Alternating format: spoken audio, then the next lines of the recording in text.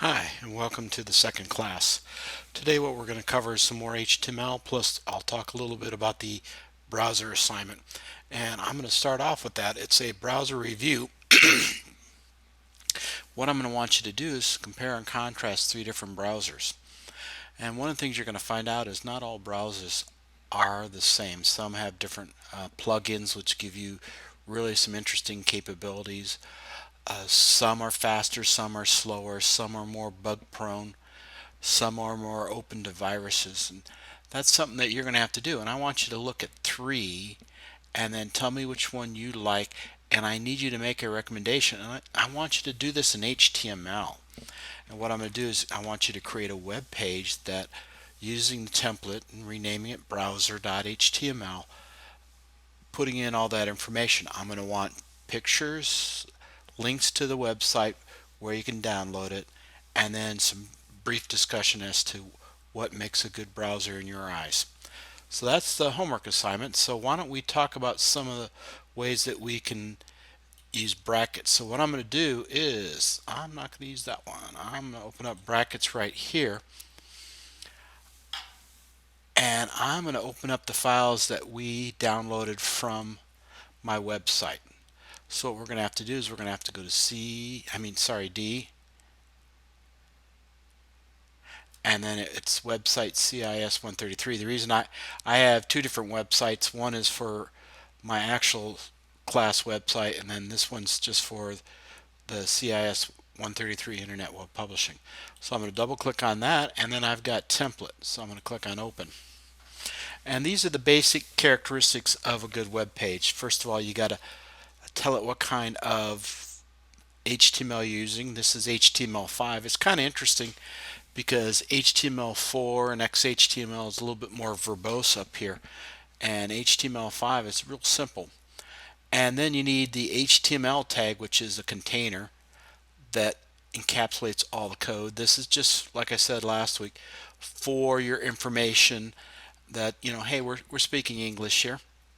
This is so when we validate or check the code, it will work when we're telling them what kind of character set we're going to do. But before I get too far away, I better save this. So I'm going to go File, Save As, and I'm going to call this first.html.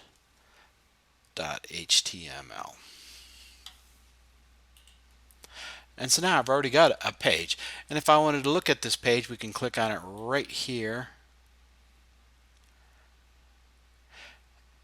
And we're going to find that it's a very boring page. It does have one link, it has a picture, and that's to the validation. Now please notice that up here at the tab, it's very boring. It says CIS 133 HTML template. Well, like I said last week, one of the most important things is to have a very descriptive title, so that is not acceptable. So what I'm going to put is my first CIS 133 DA web page this semester. And then that way it's going to be more descriptive. But once again, it's only going to show up here at the title. Also, the nice thing about this is if you use tabs and you open up, you can tell which tab is the page that you're talking about because you're being very descriptive. Also, there's a thing called bookmarks for Chrome, and then there's also favorites, which is IE. And then, these are ways of keeping track of the websites you've been to.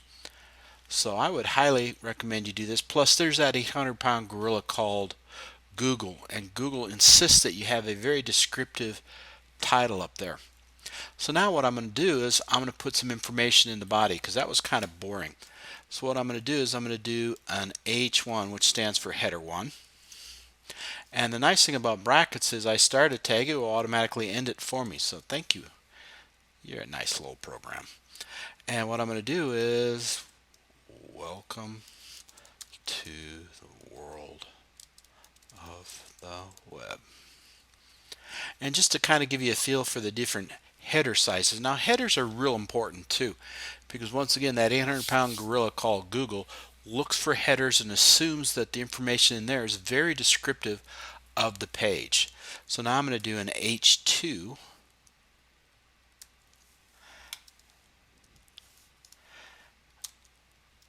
I will be using HTML. And HTML stands for Hypertext Markup Language. It was kind of amazing when I first saw HTML because it looked extremely familiar to me. I used to use an old program called WordStar, and it uses some of the same tags that I used to use for formatting. Now, one of the things I want to point out is notice I've got a little dot there. That's telling me, hey, John, you haven't saved it. So I'm going to do a Control S, and that dot goes away. If I want to close this window pane altogether, I can click it right there.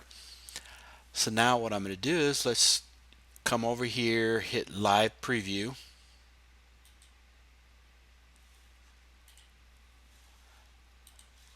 There we go. And you'll notice that this is an H1. Notice the size. That's an H2. Now to get some proper perspective, what I'm going to do is I'm actually going to add some just plain old boring text. So I'm going to encapsulate that inside a P, which is a paragraph tag. And this is normal size text. Save. Refresh. So you can notice that there's a drastic difference in size. I like to joke about it, but it's pretty true. H1 is very important. H2 is somewhat important. H3 is important. H4, you're trying to be a lawyer and making it very, very hard to read. One of the things you want to avoid on web pages is doing all caps. I probably should have changed this into a little bit different, so I should have put welcome to the world of the web. And the reason I say that is because that's more like a title casing. If you want to do something like that, it is much easier to read than all caps. There we go. Welcome to the world of the web.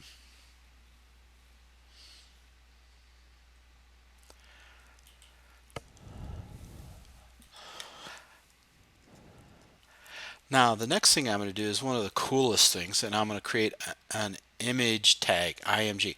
Now I don't know if you've been paying attention, but notice how it's trying to give me a hint. I say, yeah, that's a legit tag. And the image tag has two attributes that you have to have, src, and one of the most popular mistakes to make is doing an scr. So just pay attention to that. I'm going to put equals, and then the nice thing about this is brackets is going to try to give me a guess as to where I want it. It's saying, oh, there's only a few files here, or I could go into the images directory.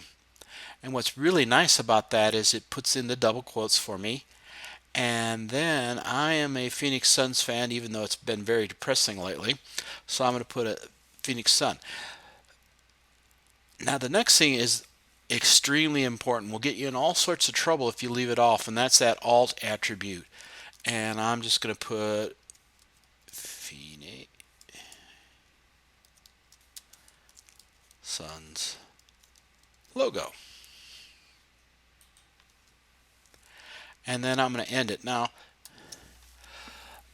the IMG tag is one of those interesting tags that can end itself, and this is the way that we used to do it with XHTML. Now with HTML5, which we're using here, we can either leave the slash in and the caret, or we could just use the caret. Now the reason I got in the habit of leaving that slash caret in is because I just have this sneaky suspicion that they are going to require that in the future, and it kind of makes sense. So let's go to live preview, refresh. Oh, you know what I did? I committed a mortal sin. Notice my little dot? I forgot to save it. Now let's go reload. There's my logo. Now the next thing I want to do is I want to make a link, and this is one of the coolest ones. So it is the most powerful thing you can do. And so I'm going to put I want to add a link to my favorite site, which is the W3 schools.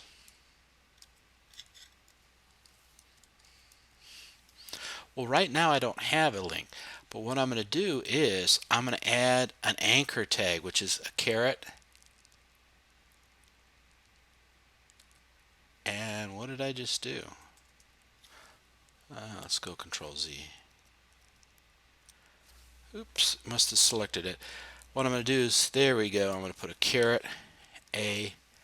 That's the anchor tag. I want to give myself a little space there between that one and that. And then what I'm going to do is href, which I call home page reference. And I'm going to put in double quotes for myself. Now I could reference a local file, which is first. Well, referencing myself, that's kind of silly. But I could reference the template if I wanted to. But what I'm going to do instead is I'm going to go HTTP, which is saying go out to the web. And that's the // and then I want to go to www.w3schools.com.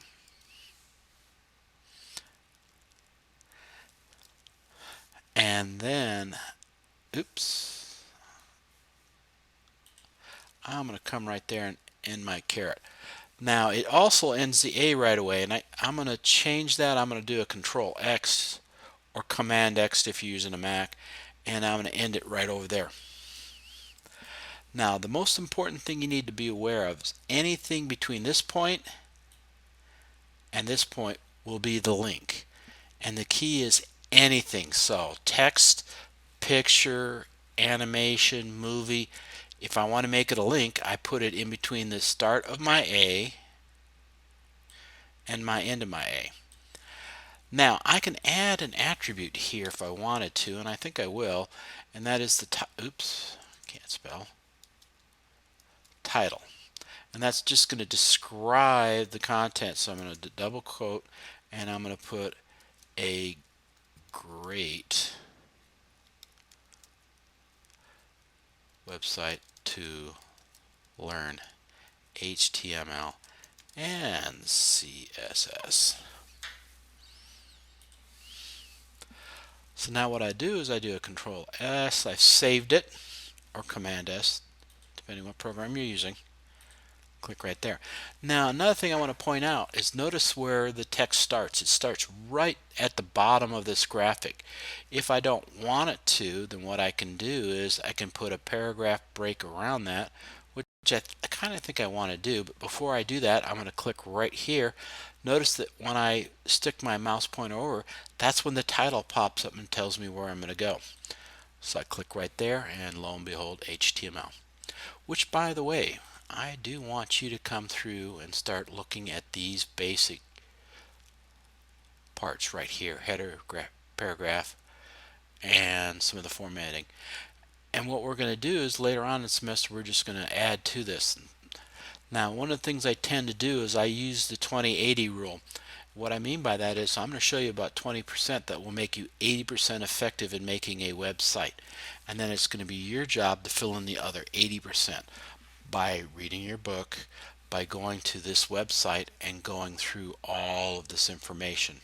That's the only way you can learn it. And the nice thing about this is they have a section called Try It Yourself. And if you want to try something new, like if I don't want to try an H1 right here, I can do H2 and my H2 and run it. It shows me what it's going to look like. These are some great tutorials on how to use HTML, what each element name does for you, or which attribute does for you. So I think very highly of it. Some people can get kind of snobby about it, but I'm not one of them. So I just wanted you to be aware of that. I'm going to close some of these. These are driving me crazy. There we go. Click back here. So what I'm going to do is I'm going to put all that information around in a P, but I don't want my end P to be right there. I can do a Control X and then end my P by Control V or Command Control switching out for Mac.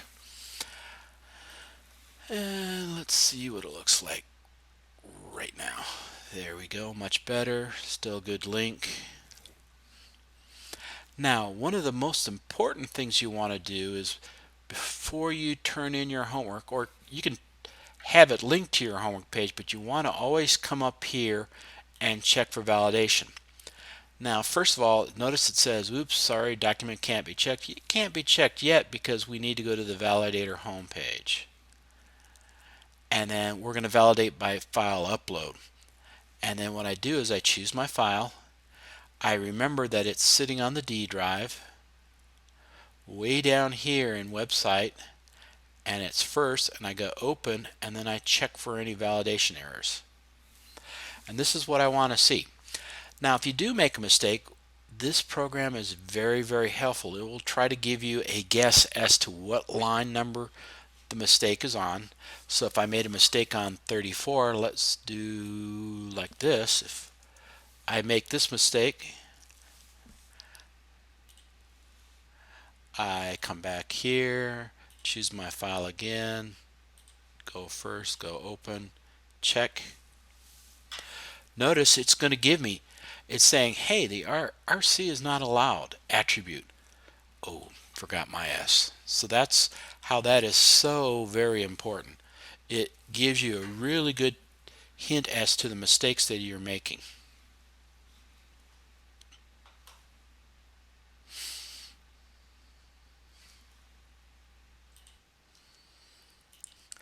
Now, one of the things I've decided to do is I've got some text here. It says I want to add a link. I'm going to put a line break right before the 2. So how we do that is I come up here and I add a BR, which stands for line break. Now this is another one of those interesting ones that ends itself, so I could just put a simple BR, but I like putting that slash in, and I would recommend that you do that too. And so we'll save that, come back here, reload, and then notice I want to add a link. Notice the BR drops it right down there. Now I'm going to do something that doesn't make any sense, but I'm doing it just for example. So I'm going to replace that BR with a P, and then I'm going to end my P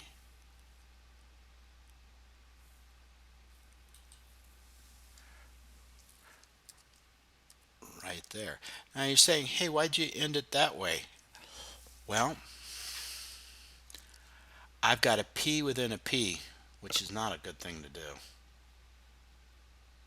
That's actually a really bad thing. It's bad nesting. So I'm just going to take that and get rid of that and get rid of that and see what happens. And I'm just doing this for an example, so I'm going to save it. Come back up here. Now notice how it drops down, and I can't really see, so I'm going to add a BR in front of that just to make it a little bit more observable. So I'll do a BR.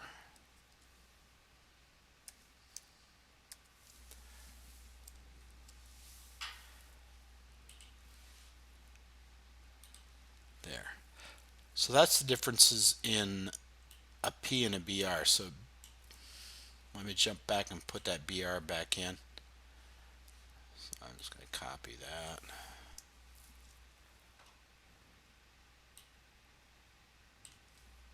Paste that in here. Now I got to get rid of that.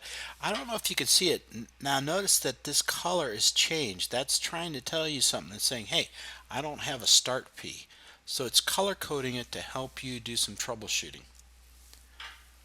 So we'll go back here, click on it again, hit reload. So the difference is a BR, it drops down to the next line and starts away. A P, it drops down, takes a space, and then starts the line. So that's the difference. Now, one of the things that I just absolutely hate, and it drives me crazy, is the fact that I don't like Times New Roman for a font. So what I'm going to do is I'm going to give you a little bit of introduction into CSS. So I'm going to do this for the whole body of the page. So that's going to be what we call my selector. I have a curly bracket right there, and everything in between here is going to be my changes to that. And what I'm going to add is a font dash family. So I'm going to be lazy and just select it. Oop, there we go. And I'm going to put in Arial. And I like Arial because it's one of the more common ones. And then I want to put a semicolon. Now, where you're going to make mistakes is leaving that off, or leaving that off, or leaving that off. One of the biggest mistakes is if you leave this off, then the whole page disappears. So now I'm going to save this and see what happens. I hit reload, and notice how the font changes for the whole page.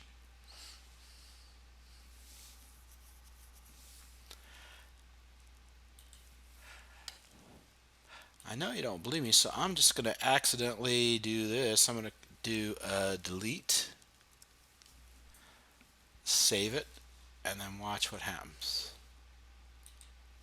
Everything goes away, because what's happening is style is a different animal. It is telling the browser that we're going to write some code that is not HTML.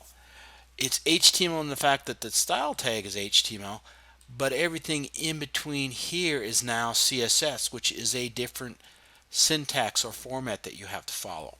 And the format is telling it how to select what you're going to change, what you're going to change, and what the new setting is. Or we like to call this the selector, the property, and then the new value. So that's your brief introduction to CSS. And we're going to do more of it next week. So now what I want to do is I'm going to give myself some working space here, and I'm going to put a P around there. And then once again, I'm going to close it down here instead. So I copy and paste it.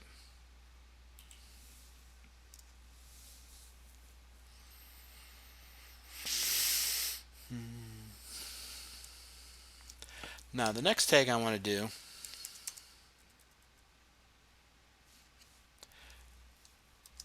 is a UL, which stands for unnumbered list.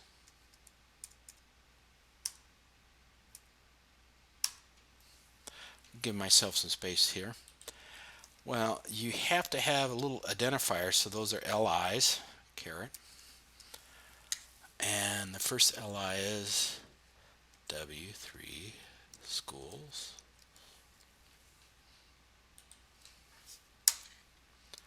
Going to do another LI, HTML. And then I'm just going to be lazy. I'm going to copy this,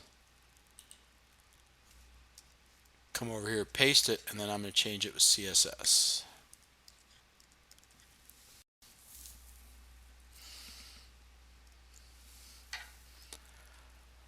And let's see what it looks like now.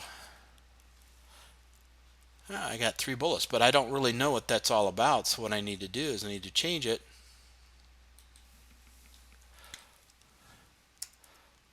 So I'm going to put, today we learned a little about HTML, or a little about, and then I've got this list.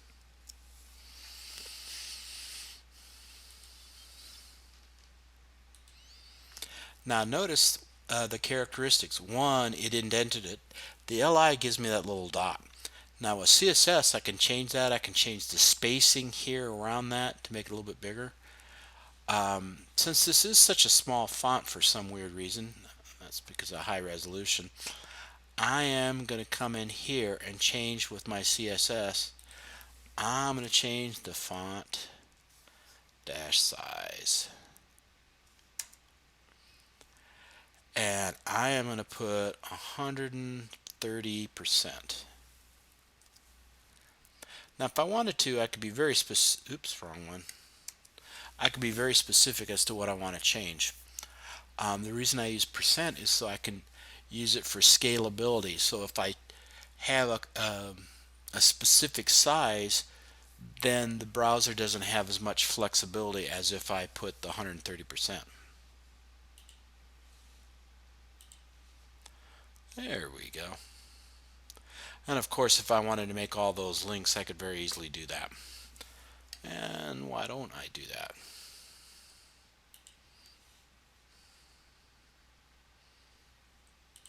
So I'm going to come in here. I'm going to put an A href. Oops, misspelled it. Going to set it equal to double quotes http colon slash slash, and then go to the website.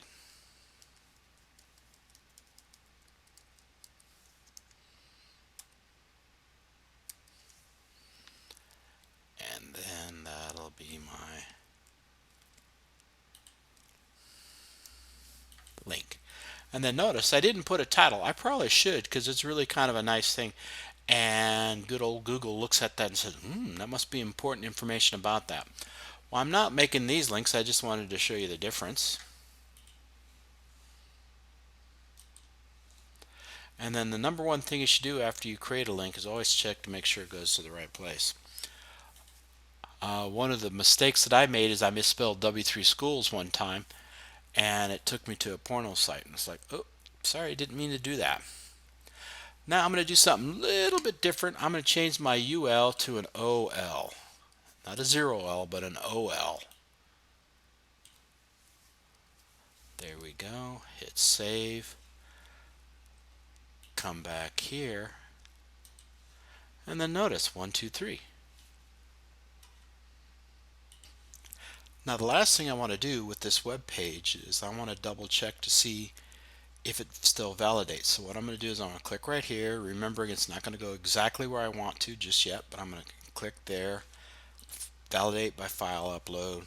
And since I've already been there once today, it knows, or thinks that it knows, where I want to go. So I'm very happy with that. First click on that and I will check it and see if there's any problems. Oh, awesome. That's what you want to see. You want to see that every time you pop up. So now, once again, for the homework assignment, what I'm going to expect you to be able to do, come here. There we go. Well, you know how to put a graphic in there. That's good. I'm going to want a graphic of the browser that you're using. Chrome, IE, Firefox. God, there's some other ones that are really kind of cool. Thunderbolt. Some other ones. Is it Thunderbolt or Thunderbird? No, Thunderbird's the browse, or is the mail program. But there's a lot of different programs. So I want a picture. I want a link, so you know how to do that. And then I just want some basic text talking about it. And if you want to use a UL or an OL for just bulleting all the cool features, that's good. But the most important part about this assignment is, one, you do 3 different browsers, and they could be a browser on your phone too, like Dolphin, and then a browser on your desktop, and a browser on your iPad, so like Safari for me, and then a browser here, which is Chrome, or Firefox, or Edge, or IE. Just pick 3.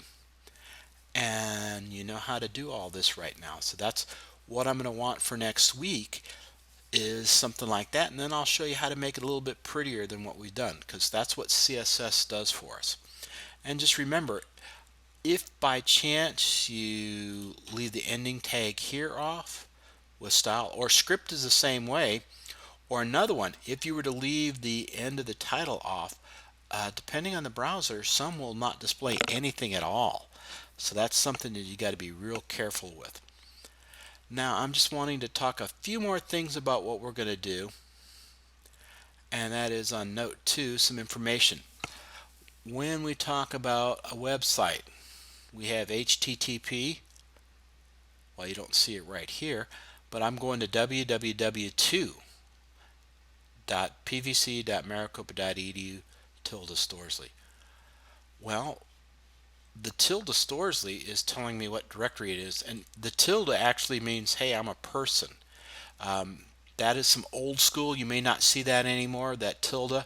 If you just see /Storsley, that means that's the directory. CIS 133 is a directory name. Note is a directory name. 2.html is the name of a page. So this page right now is 2.html. Now let me show you a little interesting piece of information about websites. Notice it doesn't have a name up here, but its real name is index.html. Goes to the same page.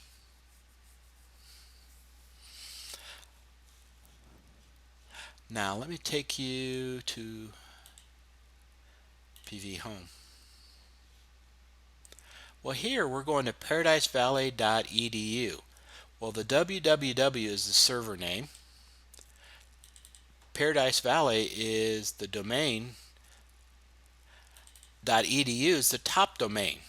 It could be .com for commercial sites, .mil for military, .org. No, it doesn't mean it's sex related. It means it's a non-profit, supposedly, although that's not always been the case. They've been kind of loosey-goosey. Whereas mine, the server name is www2. And then it just so happens that they broke it down into Maricopa, which is one big system, and then they sub-broke it into PVC. And then once again the .edu. And then the tilde Storsley means, hey, we're on Storsley site.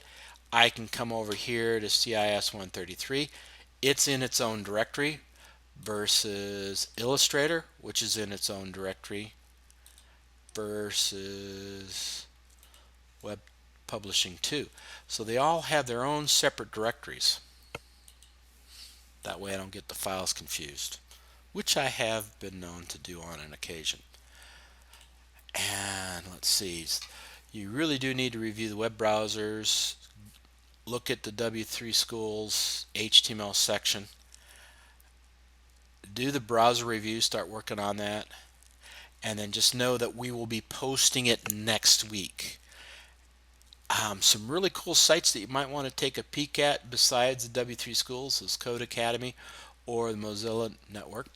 And then last but not least, this is one of the problems that we have with web design is a lot of times we don't have content. So what we can do is we can click on Veggie Epsom and we can get dummy text. Well, this just so happens to be vegetarian. Or if I want some new text, I can grow it. I can select all text and then paste it in. That used to be my favorite one, but now I'm really into Star Trek, Star Wars, and stuff like that. Well, this one gives me the ability to pick how many tags I want. Do I want it to be HTML? Do I want it to start with this silly little thing? Yeah, of course. Do I want it to end with the hint from the Borg? That's fine. And then this will be the new text that it created. And then I can just click in there and do a copy, right click and copy, or Control C. Both will do the same thing. And obviously if it's a Mac, it's the Command C. So this is how we can put in some real quick and dirty text. So what I'm going to do is I'm going to do that. I've got all that cool information right here. I'm going to drop it in right there and save. And now my first website looks an awful lot bigger. There we go.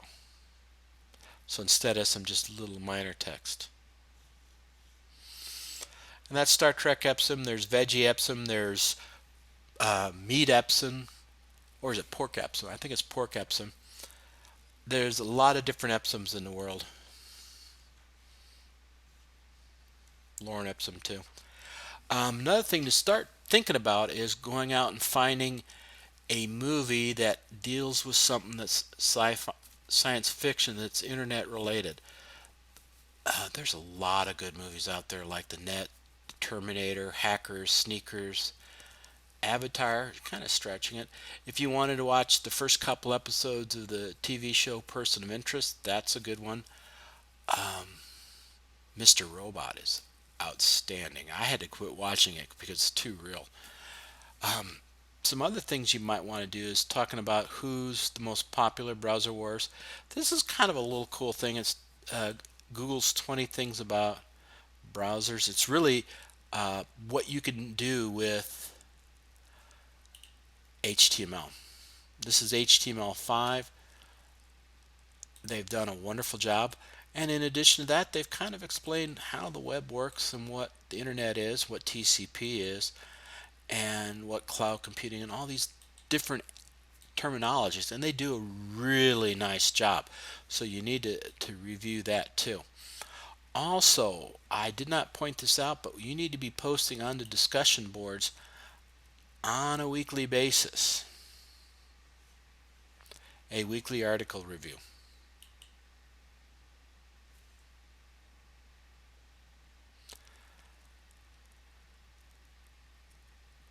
So you describe the article, you give it a link, and then you go from there.